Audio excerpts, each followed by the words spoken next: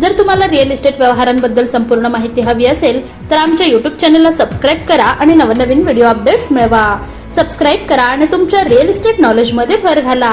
थाला महेंद्रसिंग धोनी मैदानावर हेलिकॉप्टर शॉटने षटकार ठोकणारा आता दुसऱ्या पिचवर ही मोठी खेळी खेळली आहे। बिहार आणि झारखंड राज्यातील वैयक्तिक करदात्यांमध्ये क्रिकेटपटू महेंद्रसिंग धोनीने पुन्हा एकदा आपली आघाडी कायम ठेवली आहे। धोनीने सातत्याने वाढीव कर भरणे सुरूच ठेवले आहे। धोनीला आंतरराष्ट्रीय क्रिकेटमधून निवृत्त होऊन बरीच वर्षे उलटली आहेत, पण अजूनही धोनीची क्रेज कायम आहे। मात्र यावेळी धोनीची बॅट नव्हे तर त्याचा प्रचंड आयकर चर्चेत आला आहे।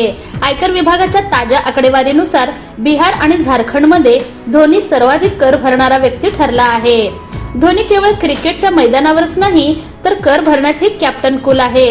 बिहार झारखंड मधून आयकर संकलन 2025-26 या आर्थिक वर्षात झारखंड आणि बिहार मधून एकूण आयकर संकलन सुमारे 20,000 कोटी रुपयांवर पोहोचण्याचा अंदाज आहे।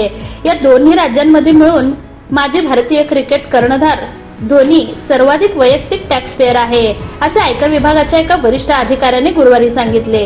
आयकर विभागाने प्रधान मुख्य आयुक्त बिहार झारखंड डॉक्टर डी सुधाकर राव प्रसार माध्यमांशी बोलताना म्हणाले, 2025-26 या वर्षात बिहार आणि झारखंड मधून एकूण अंदाजे 20,000 कोटी रुपये जमा झाले।